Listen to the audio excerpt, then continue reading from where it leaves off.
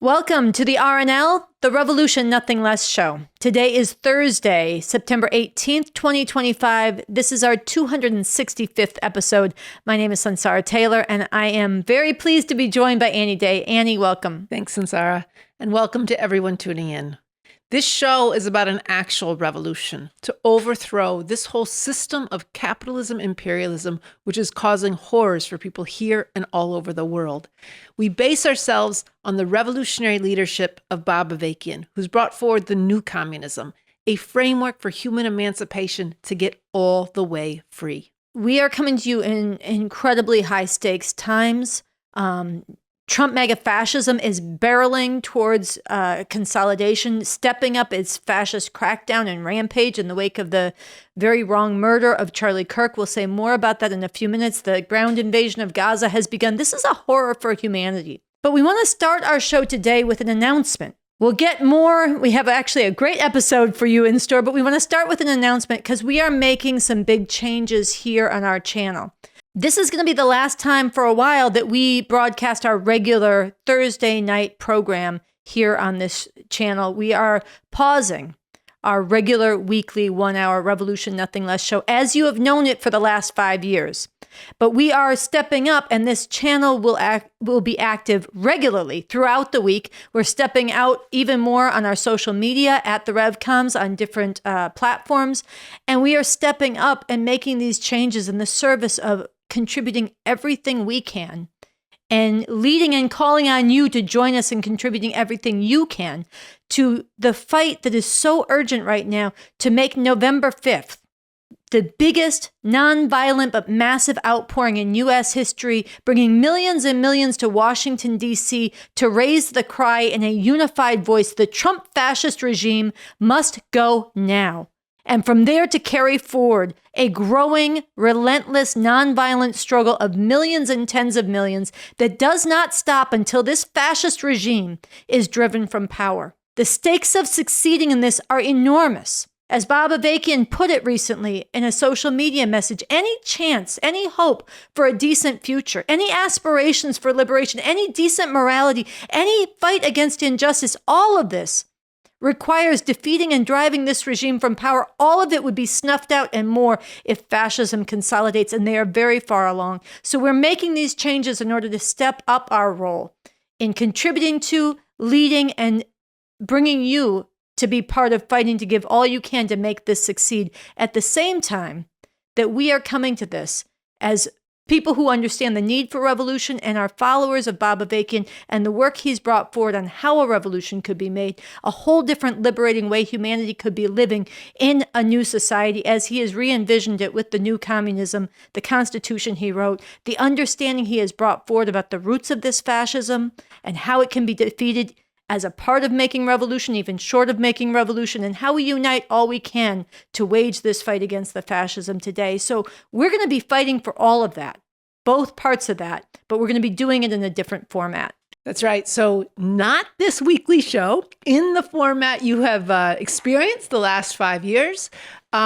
But like you said, Sansara, stay tuned. We might be doing live, dispatches that are special episodes or interviews that come to you. We're going to be a lot of the social media that we're going to be doing at the RevComs. We'll be featuring on this channel.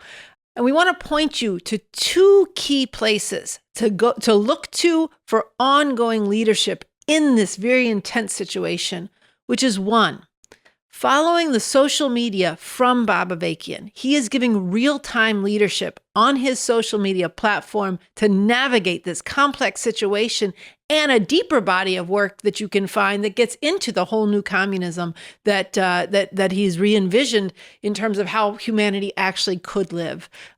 You can find that on his social media platforms at Bob Avakian Official and on his Substack. And you can find that and ongoing analysis at revcom.us, the voice of the revolutionary forces, and much more. And we'll say more about that later in today's episode. Yeah, so every Monday, revcom.us does a new edition. Go there definitely every Monday. Incredible articles. We will scroll through on the screen just some of what we've covered this week. And check there throughout the week. And like Annie said, Bob Avakian Official, his social media, these are two critical places to go every day. in addition to staying tuned to this channel. So just to recap, before we dive into today's episode more fully, the last one for a while with this full format. 1, we are pausing our regular weekly Thursday night edition, as you have known it, of the Revolution Nothing Less show. 2, we want to direct you to pay even more attention to @Bob Official and Bob Avakian's Substack for the ongoing leadership and the deeper works from him that you can find there. 3, every Monday especially and throughout the week, go to revcom.us and read and spread what is on our website there. And 4, stay connected to this channel. If you're not yet subscribed to this channel, subscribe, hit the notification bell. We will be posting regularly our social media clips, things from Bob Avakian, and maybe some special dispatches or episodes along the way. So don't leave this channel, even as you definitely have to put your attention to these other key places we're pointing you to. So that's our big announcement. So we have a packed show. Let's get into it.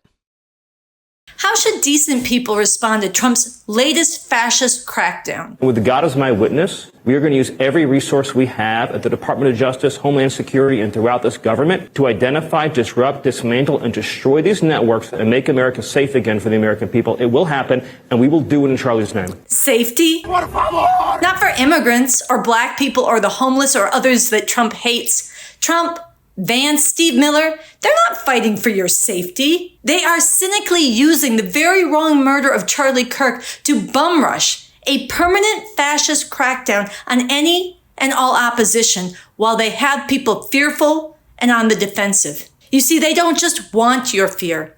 They need it. Don't give it to them. The Trump fascist regime needs your fear because everything they're doing is illegitimate. Their threats to hunt down and imprison leftists for their speech violates the First Amendment. The woman just stood up and started screaming. Free DC! Free Palestine! Trump is the Hitler of our time! She was a paid agitator, and you have a lot of them. And I've asked Pam to look into that in terms of RICO, bringing RICO cases against it, criminal RICO, because they should be put in jail. It violates the Fourth Amendment protections from illegal search and seizure. And their calls to turn in neighbors and get them fired for their opinions is a page out of Hitler's playbook. So don't give them your fear. The Trump fascist regime needs your fear because they're lying. The overwhelming majority of political violence is carried out by the radical right. The bombings of abortion clinics, the massacres of Latino people and Jewish people and black people again and again, the military occupation of our cities,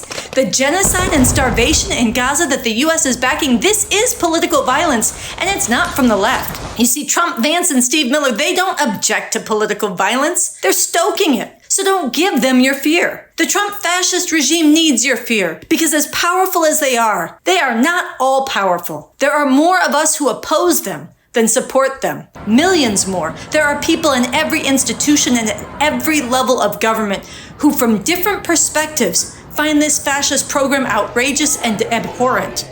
So as deadly as they are, and as much as time is running out to stop them, it is not too late. So don't give them your fear, don't give them your silence, and don't give them the future. But how? How to not be afraid when they really are hammering people, weaponizing the full machinery of the state to terrorize, intimidate, and silence. How to win back the future when they hold the levers of state power. There is only one way. Trump must go now! All of us, millions and millions of us, converge at the same time in the same place. Washington, D.C., November 5th. Nonviolent, but determined. From many different perspectives, with one unified cry. This nightmare must end. Trump must go now. And we keep coming back again and again, growing in numbers so strong that we inspire people the world over. So strong that we compel major shifts and realignments among the rulers so that Trump cannot govern this country, cannot impose his fascist program, and cannot even hold on to the reins of power. This is the only way, and there's not a second to waste. So stop what you're doing and make plans to be there.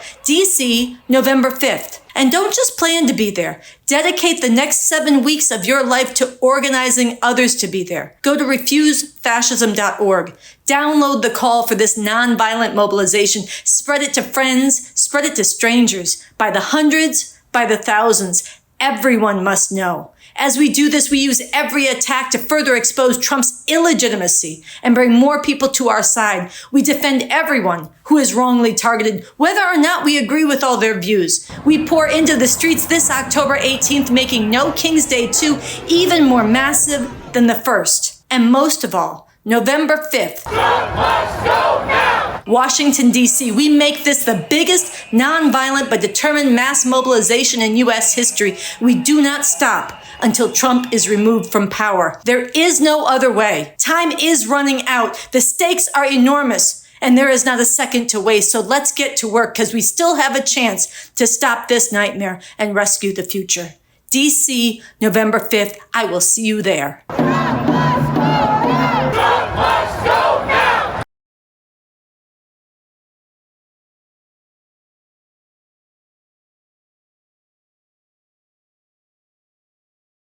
Look, I love Jimmy Kimmel, but he did say something completely wrong. He needs to make a decision. You want to be a dictator or just a dick? Because you can't. No, Jimmy, Trump is a dictator and a dick. But you knew that. And now, the suspension of the Jimmy Kimmel Show is a major escalation in the total fascist crackdown on society. Coming after the firing of Stephen Colbert, the message is clear. No matter how prominent you are, watch what you say.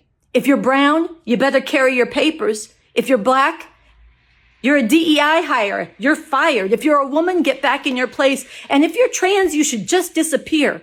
We see concentration camps springing up, military in our streets, and all this is just the beginning. If Donald Trump is not driven from power, there is no living with this fascism, and it will only get worse. This is why refusefascism.org was out immediately yesterday in front of Kimmel's studio protesting his suspension.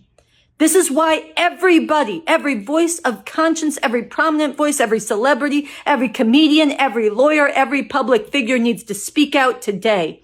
And if you're in the LA area, join us again this afternoon in front of Jimmy Kimmel's studio on the Hollywood Walk of Fame. There can be no more capitulation to mafia fascist threats. We can do this the easy way or the hard way. Fuck you. Jimmy Kimmel needs to be back on air, and every single one of us from across this country needs to converge in the biggest mass nonviolent but determined mobilization in U.S. history, November 5th. The anniversary of Trump's election, Washington, D.C., many different perspectives, raising a single unified cry. This nightmare must end. Trump must go now. Trump must be driven from power through the nonviolent, determined action of the tens of millions of us, the majority in this country who does not want to live in a fascist America. But there is no escaping it. There is no waiting it out. It will not get better. It will only get worse. We need to rise to the challenge of history. The whole world is watching what we do. November 5th, be there. Bring everybody you know. Sorry, that was a very good, sharp, exactly pitch perfect video. And it's the kind of thing that we need to be doing and will be doing a lot more of. That will be on our channel as a standalone social media. It was first posted by you. The RevComs are going to repost it. But it enables us to do all this kind of real-time response and political, ideological battling that we have to do to actually repolarize people, to change their thinking in this urgent moment. So we want to take a minute, though, and talk a bit more about November 5th.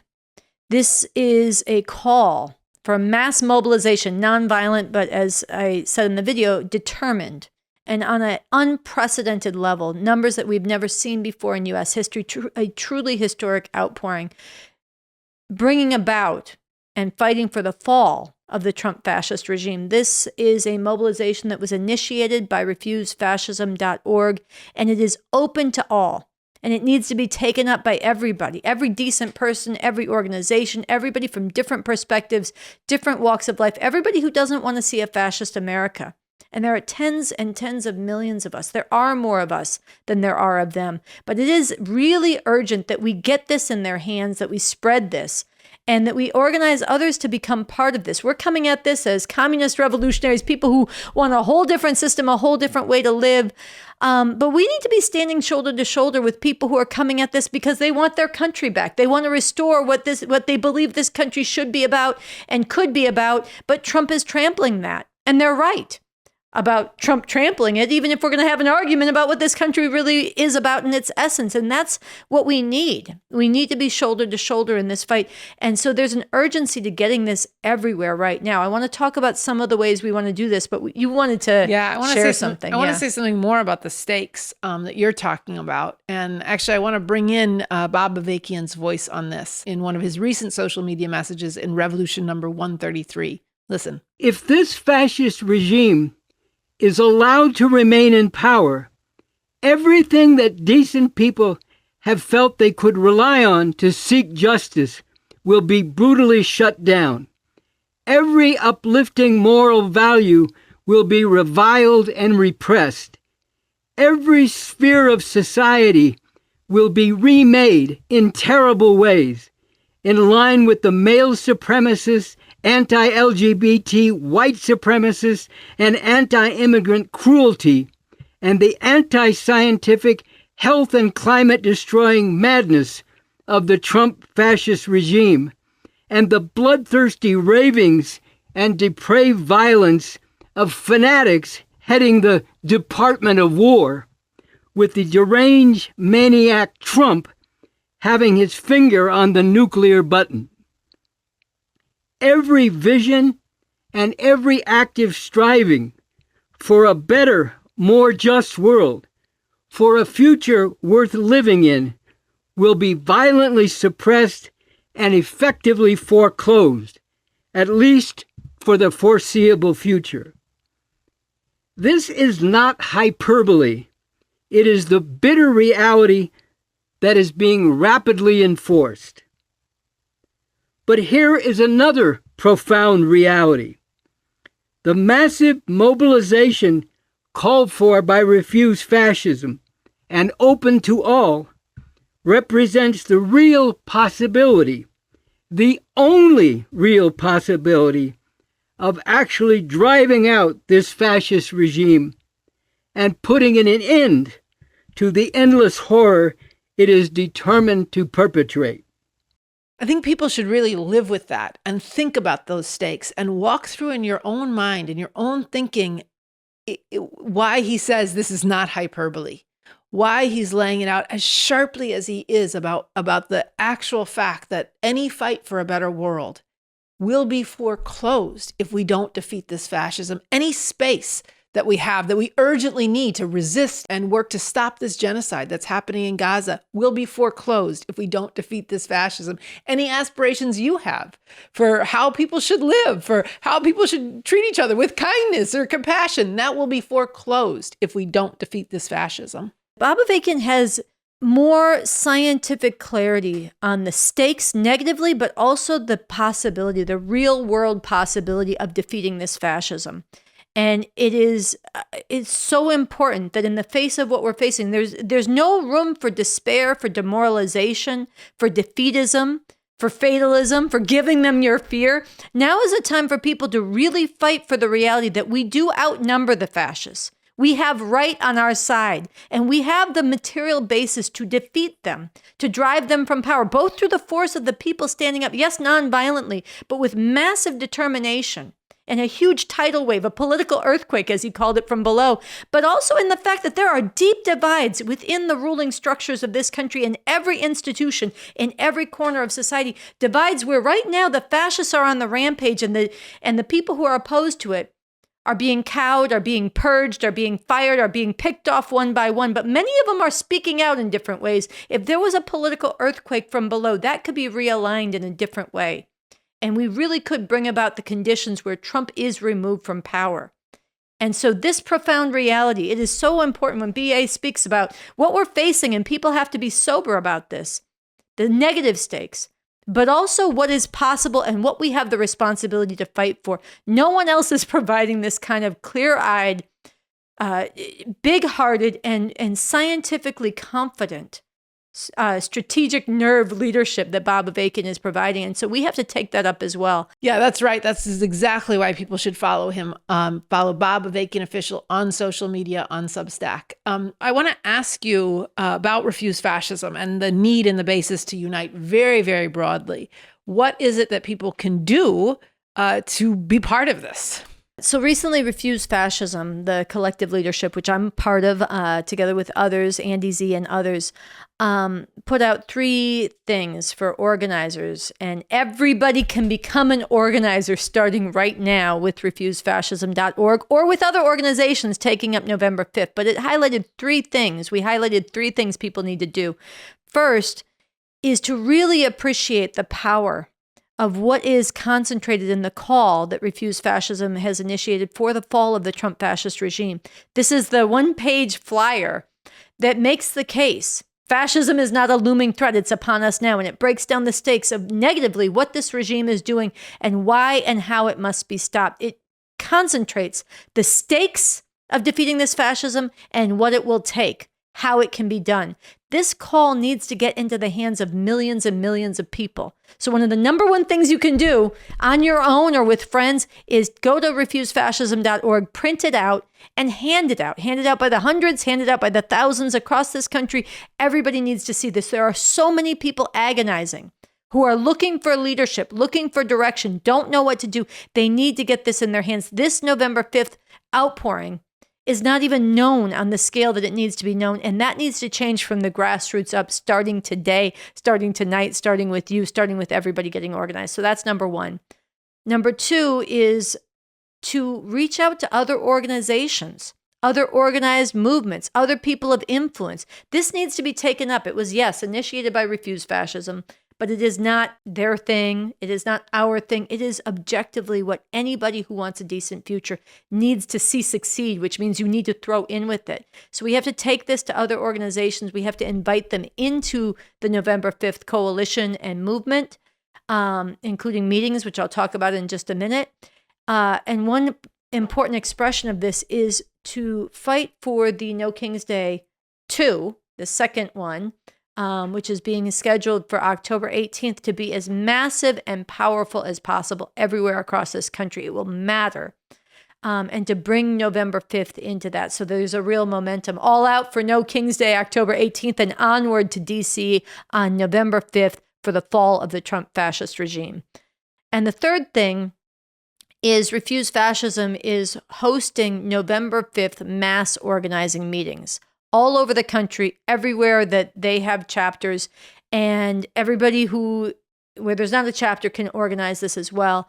There are 4 major mass organizing meetings for November 5th, which have been scheduled now. One on Saturday in Los Angeles, this upcoming Wednesday in San Francisco, and then the following weekend, the 27th and 28th in Washington, D.C., and up in New York.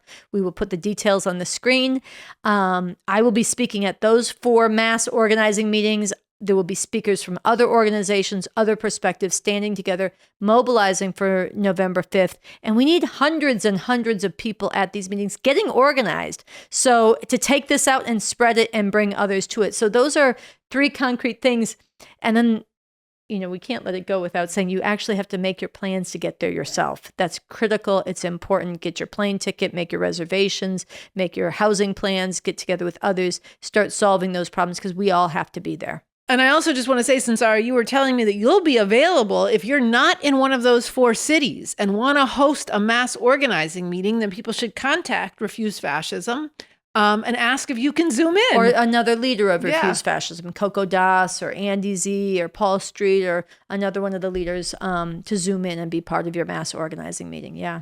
So we want to go now to a social media video from Rafael Cadares, who's one of the leaders of the Revcom Corps for the Emancipation of Humanity.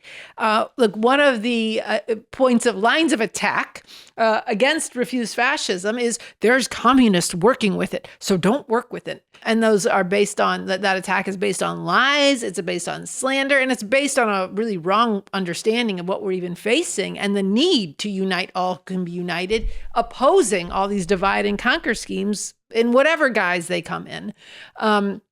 So Rafael does a really good job of taking this on all those levels. And we're going to go from there into a segment from the interview that Sansara did with Bob Avakian in January 2025. And here he speaks really deeply to what is new in the new communism. Let's watch.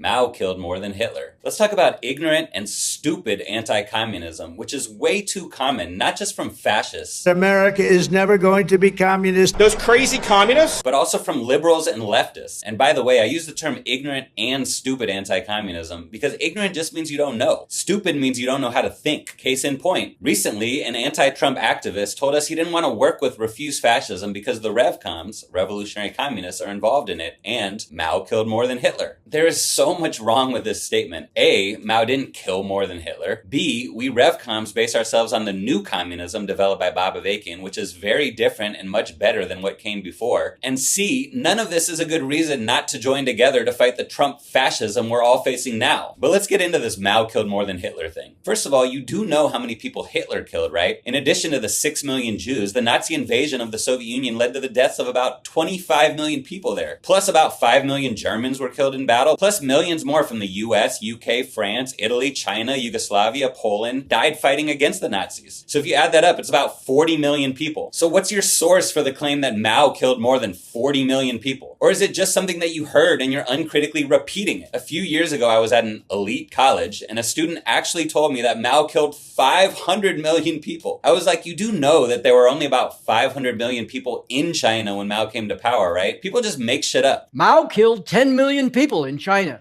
I'll see your 10 million and raise you 10 million more. Mao killed 20 million people. I'll see your 20 million and double it. Mao killed 40 million people. So when and how exactly did Mao kill so many people? Was it during the Cultural Revolution that you've heard so many bad things about? No, there was no mass murder during the Cultural Revolution. There was mass democracy, millions of people coming into the public square, criticizing leaders, overturning old ideas and ways of doing things. And yes, there was some violence during the upheaval, but this was opposed by Mao. In fact, the whole point of the Cultural Revolution was to prevent capitalism from being restored and continue the revolution by mobilizing the conscious activism of the people, discussing and debating which way forward, and not to carry out the kind of purges and executions that Stalin had done. Or maybe you think Mao killed more than Hitler because of the famine that happened between 1959 and 1961 during the Great Leap Forward. But what's your source on this? Did you Google it? Did you see it on Wikipedia? And by the way, crowdsourcing information, especially in a capitalist system that brainwashes people with capitalist ideology and promotes capitalist ideas, is not a good way to tell what's actually true. But if you do go to Wikipedia, you'll see that there's a pretty wide range of statistics on famine deaths, from 2.6 million to 55 million, which might give you a clue that there's something fishy going on here. Yes, there was a terrible famine in China during this time period, and many people did die, but no one actually knows how many people because there wasn't reliable census info at the time. And in fact, many of the death toll statistics that these scholars are coming up with are based on calculating lost births as deaths. In other words, fewer babies were born during these famine years because it was a famine, and yet these get counted as deaths. But let's put aside the specific body count for a sec and ask, did Mao kill all these people like how Hitler killed the Jews and slaughtered people throughout Eastern Europe? No. Not even close. There were three main causes of the famine. One, China suffered some of the worst drought and flooding of the century, which devastated agriculture and food supply. This was the main cause. The food just wasn't there. Two, the Soviet Union actually split with China during this time period, taking away resources and burdening China with debt that had to be paid. Three, there were real political mistakes and economic mismanagement by the Communist Party. But when Mao found out about the hunger crisis, he made major political and economic adjustments to try to deal with it. So no, this was not a man-made famine, like what Israel and the US are doing right now in Gaza, where the food is literally sitting right outside the gates and being prevented from coming in by the political leaders. Exactly the opposite. Did you know any of this? Have you looked into it? Or are you just regurgitating the bullshit you've been told about communism? Now, let's talk about how many lives Mao saved. Do you have any idea what China was like before the revolution? Ruled by a handful of rich landowners, warlords, and foreign capitalists, the 25,000 people who died on the streets of Shanghai every year, the parents who had to sell their children just to survive. Did you know that life expectancy in 1949 when Mao came to power was 32 years? And it doubled to 65 years when Mao died in 1976? Did you know that by the 1970s, Maoist China had the most egalitarian healthcare system in the world, reaching into the rural areas with barefoot doctors and eliminating diseases that had plagued China for centuries? Did you know that the Nobel Prize-winning economist Amartya Sen calculated that if capitalist India had the same healthcare system as China under Mao, about 4 million people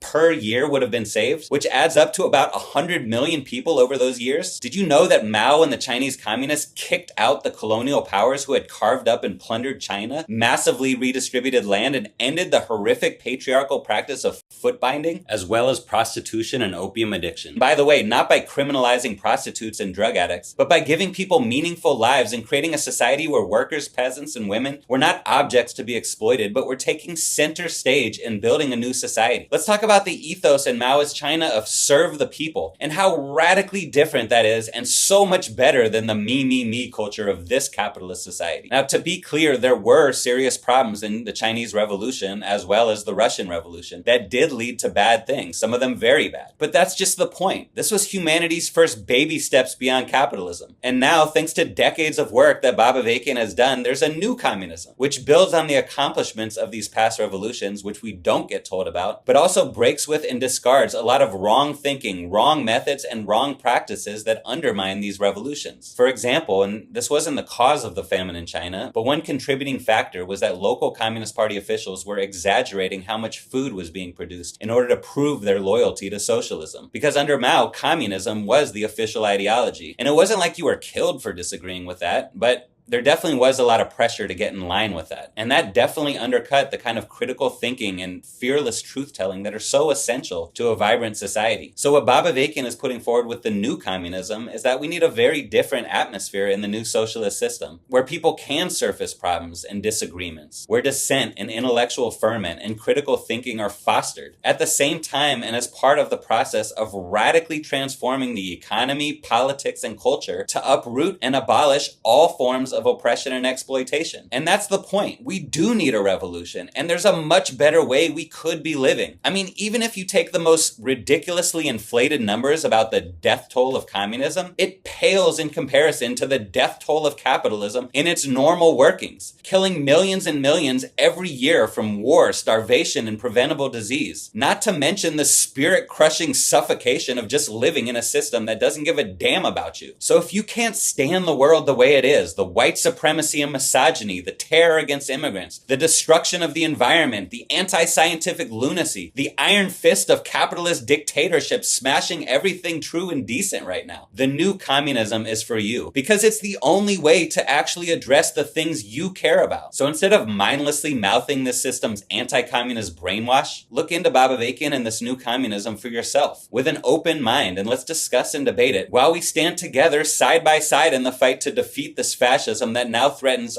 all of us. I want to come back to the part of ways in which you've gone further, since you helped me with the further or farther, ways that you've gone further than communism as it was understood and as it has been carried out before the new communism. Obviously, that's a very big subject, and I've written about this, for example, in a work of mine, Breakthroughs, which you can get at revcom.us, and it talks about the initial historic breakthrough made by Marx, which I've referred to, and then the further breakthrough with the new communism.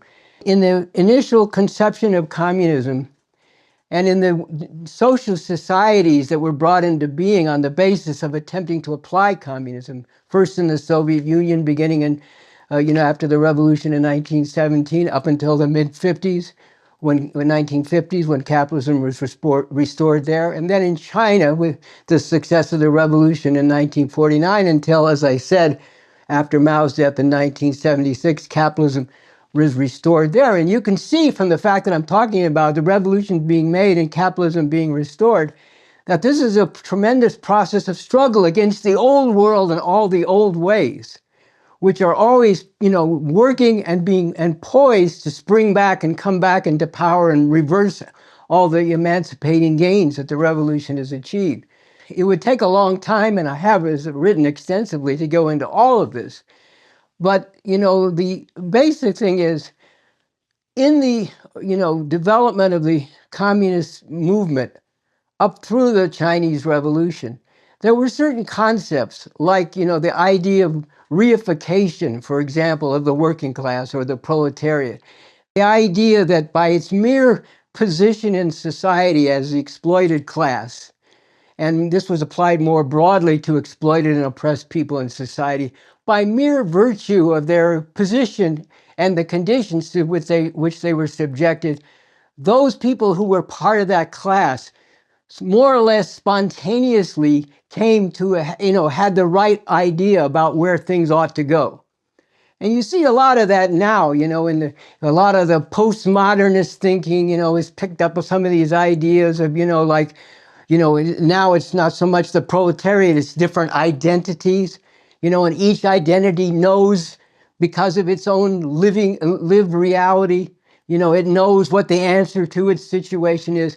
And there was a lot of that in the communist movement, the kind of reification, as it's called, where the idea was that the proletariat sort of spontaneously would come to an understanding of where its interests lie and why it needs to make revolution and how it needs to make revolution and so on. There was some of that in Marx and Engels.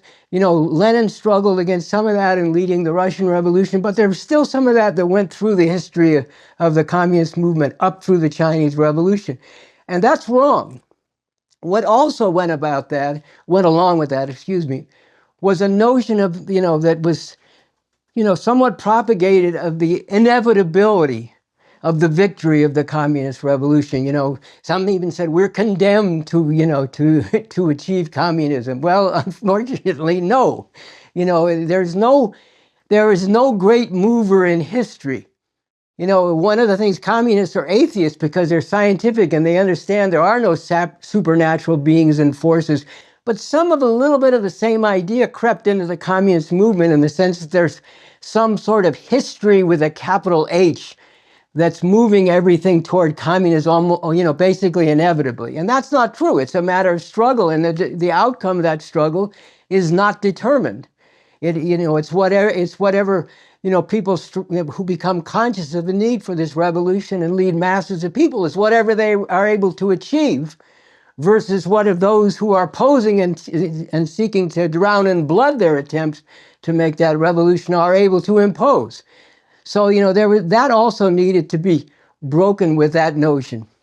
And it also went along with it, including in the Chinese Revolution. I mean, look, there's a lot of slander against the Cultural Revolution in China, for example. Now, not only did it create great revolutionary culture in which the masses of people making revolution came onto the stage, really for the first time in history, but it also gave rise to tremendous, what can be legitimately called mass democracy, with hundreds of newspapers being produced by masses of people in struggle, people doing, putting what were called big character posters, basically political documents up on walls, like the way people pass out, leaflets and posters and things, and now go online, and put forward their views and carry out struggle. There was a tremendous amount of that which is, ignored, or distorted and slandered. But there was a certain limitation, even though there was a tremendous amount of political ferment through the Chinese Revolution and especially in the Cultural Revolution,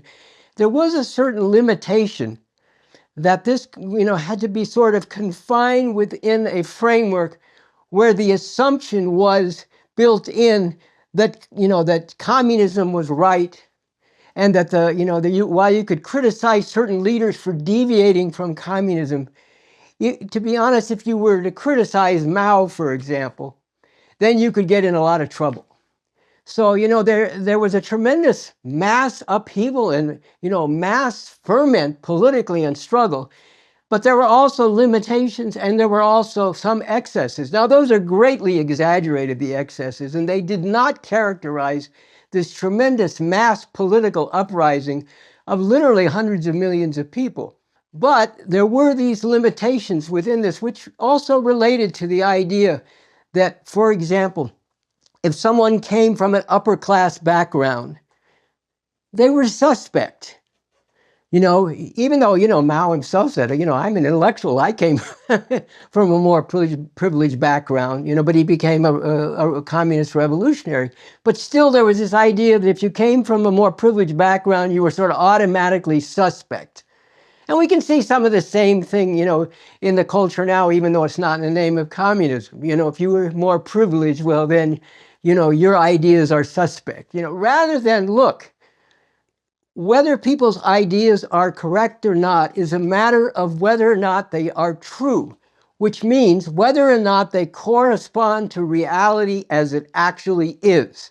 And yes, as it's moving and changing, but as it actually is. And wherever anybody comes from and whoever they are, their ideas have to be evaluated on the basis of whether they actually correspond to reality or not. And that was one of the limitations in the Cultural Revolution, as great as it was in many ways, was the idea that there's such a thing as class truth. There's truth that serves the proletariat, and then there's truth, then there are ideas that go against the proletariat, and that's the truth of the bourgeoisie, and the capitalist exploiters, and that's no good. And it's tricky because, people who want to enforce exploitation can cite certain things that are true or certain limitations and use those to attack the whole thing. But you still have to thrash all that out and sort all that out on the basis of what's true or not. For example, I read something by Zbigniew Brzezinski, who was a major advisor under Carter, who just died.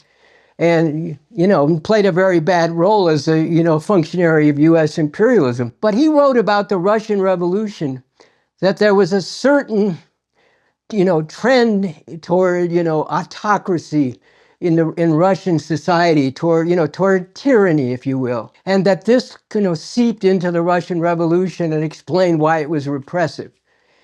And I just said, oh, this is bullshit. The whole Russian Revolution was going up against everything about the old society and all the tyranny of the old ruling classes, the czars and the capitalist exploiters in Russia. And then I thought about it a little more and I said, well, there were problems in the Russian Revolution. There were ways in which it became repressive in some ways and suffocated the necessary intellectual and cultural ferment that needed to happen, and the ideological struggle over what's true and not, and what's a way forward and not. There were, serious, significant problems in that way. So then I wrote and said, well, he has a point. So what's the larger lesson there? I know I'm going on, but I'm trying to give some scope to this so that people can get a sense of the importance of it. I said, well, what's the bigger lesson here? The bigger lesson is, even though Zbigniew Brzezinski was a thorough reactionary and a functionary of the most oppressive system in the history of the world, the most, monstrous system in the history of the world, namely U.S. capitalist imperialism, he had a point here. And you couldn't rule out or suppress the point that he had because it came from a bad source. And this is something that's very important to understand. Truth does not depend on who says it. And it doesn't depend on whether you like who says something or not, or whether overall they're playing a very bad role. Truth, it has to be examined in the concrete, and it has to be determined on the basis of whether something actually corresponds to reality. And I've made the statement, which is new about the new communism, that everything that is actually true is good for the revolution, is good for the proletariat, whose fundamental interest of abolishing exploitation and oppression is what this revolution is about. It's good for us as communists to know the truth, even if those truths make us uncomfortable, unhappy, make us cringe, as I said, in the short run and the immediate, because only by really, coming to understand reality in the fullest and most scientific way can you actually transform it in the interest of the masses of people and in the interest of moving beyond all this oppression and exploitation. So even if big oppressors say something, it has to be evaluated on whether it's true or not, and not whether, well, they're a bunch of reactionaries, so what they say is going to be bad, even if it might be true. So that this is also a very important part about the new communism.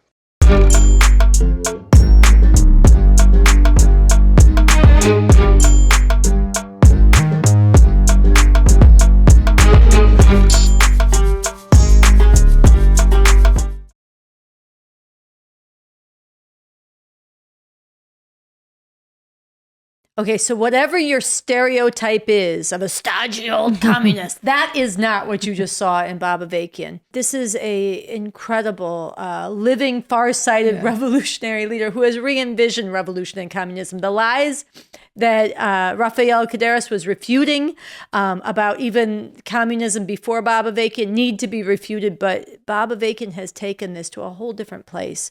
For humanity, breakthroughs that actually change what's possible for humanity to get free of all forms of oppression, all forms of exploitation, all forms of being divided into masters and slaves, and doing it with just a whole different scope of it changes every sphere of society starting now, and every sphere of human endeavor starting now, and all the way through the process of making revolution and the new society. And you got a taste of some of how that's re-envisioned in that exchange and that answer from him. But you also get a taste of who this leader is and how he goes through the world. It is so counter to the bullshit, the stereotypes, and the lies. The bullshit, the stereotype, and the lies about communists in general, and all of the really ugly attacks that get directed at Bob Avakian specifically.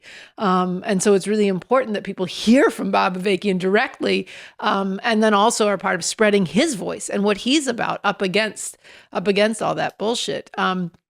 Look, what the questions that Bob Avakian has put himself to and putting himself to are what most people haven't even thought of. And I do really recommend that segment is from this 2-part interview that you can watch on our channel that Sansara, you did with Bob Avakian in January of this year. Watch the whole thing. So look, one of the things that you've been getting on this show over the years is every week an opportunity to engage BA more deeply in the ways that we just watched. A segment of this most recent interview, of the interview that this show did in 2022 with Bob Avakian, which is a 3-part interview. His speeches and Q&As going back years from 2003, older speeches from 2012. There's just a tremendous body of work from Bob Avakian on film that we've been playing in this show, and you've had the opportunity to get into and get inside of week in, week out. So that's not going to be coming to you in the same form. But here's what we want to let you know is every week on Bob Avakian's social media platform, there will be being posted a longer form segment. And that will also be featured on revcom.us. And, look, Bob Avakian's providing this real-time leadership through his social media. That matters. When something gets posted, get inside of it right away. Spread it. Talk about it with others. Talk about the content of it and talk about the method that's underlying that. At the same time, those social media messages are a product of decades of work, a whole body of work that Bob Avakian has been developing and leadership he's been providing. So even as we're in this, and especially as we're in this really intense, high-stakes situation, people need to be stepping back to understand more deeply, well, what is the system that's given rise to this fascism? How does capitalism even operate? Why is it possible to get to a whole different and far better world? What would that world be like? What kind of method, what we just heard Bob Avakian getting into, what kind of method do we have to be taking up to see the basis for that world and to be able to navigate to actually break all oppression's chains? So that's, to stay tuned to Bob Avakian Official, stay tuned to revcom.us, and stay tuned to this channel where we'll be reposting those longer form segments. Yeah, and so all of this, we're sharing this again because we are not going to be producing the weekly show in the way we have for the last few years. So these are the ways you're going to be able to access through Bob Avakian's platforms, his own social media, and through revcom.us, a lot of what we have tried to provide here on this show. There's also the website. I guess you spoke on that. I don't know if you want to say anything more about it. Revcom.us. It's also, I'll just say this, and we'll say more about the website in its own right at the end of the show, but Bob Avakian's whole body of work is accessible on this website. Use search terms, go to the Bob Avakian featured works page, and you can get his work speaking to sports and big questions, dictatorship, democracy. What's the nature of capitalism, imperialism? What does imperialism even mean anyway? I was just talking with somebody who asked me, well, okay, what are rights? what happens under communism? What are, with rights? Well, actually, Bob Avakian has spoken to this really deeply in a series of Q&As he did in 2006 that are available on revcom.us. So go to that website, get into his deeper body of work. And look, we are going to be, like I said, in this high stakes situation, out all day, but also up all night. And the deeper we can get into understanding the world, the more urgently we can see the basis for transforming it. So every week we'll be featuring a selection there, as well as of BA's larger body of work, as well as his most recent social media messages. So with that, we have one other thing. We actually had filmed this interview for last week's show. We did not put out the show last week as we had planned because events just collided and needed to be responded to in real time. So we saved it. This is an interview that I did with the immigrant rights attorney, Alfonso Morales. I introduce him in the segment. So let's just go to that now. Alfonso Morales is an immigrant rights attorney. He's a member of the Linwood Unified School Board, and he is a leader in the Los Angeles chapter of refusefascism.org. Alfonso, we are so glad to have you back on the Revolution Nothing Less show. Welcome. Thank you so much. It's a pleasure to be here and have the opportunity to inform, at least from my perspective and doing immigration for 20 years, how the current events are affecting us. Beautiful. What I want to do is talk about one of the most chilling and jarring dimensions of Trump fascism so far. One of the things that has most shocked people's conscience has been the indiscriminate ICE raids, the rolling up on and kidnapping of Latino, Spanish-speaking, brown-skinned people indiscriminately. That began over the summer. And in July, a federal judge put a block on some of the scope of these ICE raids, saying that these raids were violating people's Fourth and Fifth Amendments. They were carrying out in racial profiling, which is a violation of the Constitution, violating people's right to not be illegally searched and seized. Yesterday, the Supreme Court evacuated that stay. I wonder if you could help us understand what this means, what the implications are, and how you're reacting to that. Well, it was definitely a big blow to our movement, and I'll tell you why. Just the week before, I had 2 motions granted to suppress evidence in cases that I had acquired from people that worked at a car wash. And part of my arguments were exactly that, right? That they were discriminated, that they were basically singled out because they are Latino-looking men who speak Spanish, working in a labor industry. And then the Supreme Court goes and co-signs on Trump's work yesterday. And everyone I've talked to cannot believe that basically the Supreme Court has sanctioned discrimination, which gets to the level of persecution when these people are put in what effectively are concentration camps. And why do I call them concentration camps? Because I talk to my clients and they are battling and sometimes have problems getting water, adequately being fed. They're witnessing people attempting suicides, and being involved in that as they try and save someone's life. I mean, they're really living in horrific conditions. And I think that people need to not shy away from this, continue to film what's going on and post it on social media. I will never forget what I heard recently about, back when the Holocaust occurred, the people in Poland said, well, we didn't know. And you can't say that now because it's posted everywhere. People can see what's going on, the way they hunt people down like dogs in the streets just because of the way they look. I want to read something that Sonia Sotomayor said in dissent from yesterday's Supreme Court ruling. She said, we should not have to live in a country where the government can seize anyone who looks Latino, speaks Spanish, and appears to work a low-wage job. Rather than stand idly by while our constitutional freedoms are lost, I dissent.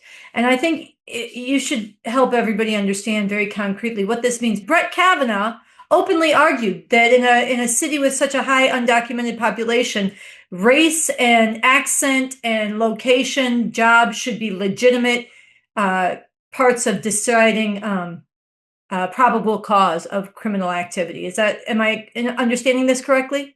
And that's the part that we're mind boggled, right? In the United States of America, the Supreme Court is sanctioning the arrest of people based on the way they look. And this is one of the grounds of persecution that we have on asylum applications. Like, you have to understand, asylum applications and asylum relief is very difficult. There's only 5 bases that you can file for asylum. If you're seeking protection from either persecution you've already suffered or a well-founded fear of future persecution that's going to occur, that's based on your race, your religion, your nationality, your participation in a particular social group, or because of your political opinion. And that's it. So what are they saying is, if your race is Latino or Hispanic and you're dark skinned, and then if you speak Spanish, which is a social group, then we can go ahead and stop you and maybe even take you and question you and figure it out. And you have to realize, and I'm not saying that it's not important that it happens to immigrants, but what I'm saying is the scope of this goes beyond immigrants. It talks about you're including people that just look illegal. Like, what does that mean? Do you think this kind of shadow docket ruling sanctioning racial profiling is legitimate? No, of course not. Look, the fact that we are now seen as race as a factor that can be considered, what it is creating, it is multiple violations of our Constitution all within one. So basically, there's a violation of due process now, because if you're a Latino-looking person, it's okay to stop you from doing your daily work or business and to basically make you feel like you're being interrogated or arrested when you're just going to the store. If you're a Latino, it's okay for them to seize you and violate your Fourth Amendment rights of unlawful seizures because they're inquiring about whether or not you're here legally. I don't understand how they make this argument that it's okay without even saying that it is outweighed by something. Like, I thought they were going to say that the public safety was a bigger issue or the security of the country, but it didn't even go that far. They just said that it's okay to consider race and the language someone speaks, and the work that they do to consider all those factors in arresting or detaining someone. And that should be unconstitutional, and everyone thought it was. This gets to the very bold call that's been put out by Refuse Fascism for millions of people to flood Washington, D.C. in the biggest nonviolent mass outpouring in the history of this country. Not a one-day protest, but again and again coming back until the people are a check on this power and actually drive this regime from power. Do you want to speak about the importance of this and how you see it? Well, it's important that we get into action. It's what I've been saying, and this is why I show up with the work that we do with Refuse Fascism. It's because no one else is coming. Like, we are it. We are the American people. And you have to understand, like, the principles that this country stands for, the principles of freedom and equity and liberty and justice for all. This is what's being attacked. It's not un-American to say that the person in power right now is not doing what's in the best interest of the country. I think it's un-American to say nothing. And what it's going to take people showing up in mass numbers, like they're starting to do in DC, for example, where there's been an occupation, and we need to start to mobilize ourselves. And what you need to do is, I think, exactly what you're saying. I think this is the effort that we're trying to do. We're going to go straight to the White House, because that's where it's at. And that's what he was trying to do. He was trying to secure the Capitol and insulate himself from protests, and so be it, and then go out. And we can't let him take over the White House. It needs to be what it always has been, which is an office, a home for a couple of years, and then you move out. Now, when they start to remodel it like some kind of Victorian house, and he's not leaving, like that's what the signals that I'm getting. Like, this guy's not, he doesn't think he's going to leave in a couple of years. Well, I'll say for the Rev Comes and the Revolution Nothing Less show, there's a lot that actually is truly American about Trump and this open, unbridled white supremacy. But where we come together in the fight that Refuse Fascism is waging is that as long as we are forced to live under this system, we are going to fight to defend the rights and the lives of the people that are supposed to be guaranteed under the U.S. Constitution. We're going to fight and stand up and defend them, even as ultimately we are coming from a place of wanting to get beyond this system and its constitution. But right now there's an existential fight facing all of us, which is why we all need to come together from diverse perspectives to stand up today, going forward, and then converging in DC on November 5th to demand Trump must go now. And you're 100% right. There's always been fragmented sections of people who have their own cause or their own interests. Like, that's the biggest force they get behind. However, again, like you said, we have to come down to our core principles, the things that make this country great, or that, really are the cornerstones of this country. And from there, we can build whatever we want, and we can talk about it, we can negotiate, but we're not going to ram stuff down people's throats and become leaders like we have right now at the White House. And if you don't know what we're talking about, open your eyes, because it's all over social media and it shouldn't be happening. The people are suffering. There are people that have been detained for over 3 months already, who have never been in jail before, who are away from their families, away from everything they've ever known. And they've been in this country for 30, 40 years because we keep making it more and more difficult for people to come here or to stay here. Before we close, I just wonder if there's anything else on a visceral human level that you want to share about what some of your clients are going through, what the conditions are, what people who are not directly affected need to understand more deeply. There's no mechanism in place for people to come here, not even work related, not even with work visas. It's very an exclusive thing to be able to come here. So the people that have been coming here these last couple of decades have really gone through hell. They don't get on a plane in Guadalajara or Guatemala City and they land in LAX.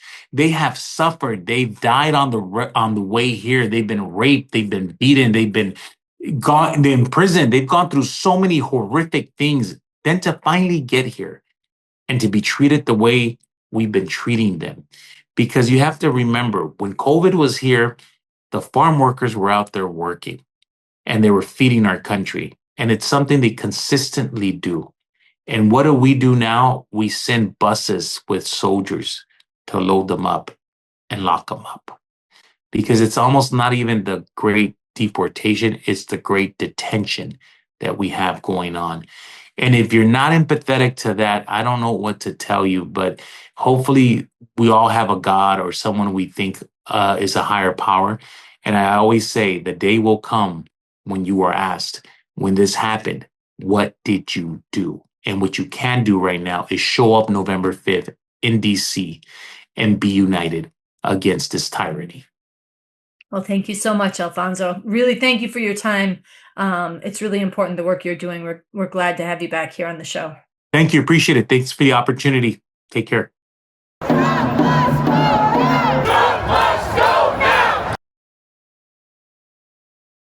So earlier in the show, I announced this fundraising live stream that we're doing this Sunday, 2 p.m. on this channel. 2 p.m. Pacific. And 5 p.m. Eastern. Thank you.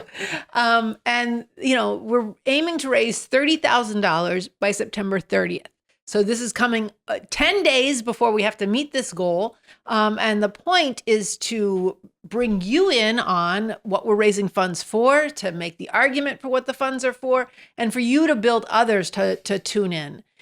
Look, millions of people are agonized right now, and they need to know that there is a way out of the madness. They need to have a way to understand what is really going on and what can we do about it in the immediate short term, which we've been talking a lot about here, but also, is there a better way the world can be? What would that take? So this is what the RevCom forces, the volunteers of the RevComs, the work of the RevComs can change if it's impacting people throughout society. And that will require funds. On this live stream, we're going to bring voices from the RevComs on the ground. And these voices have to reach millions right now.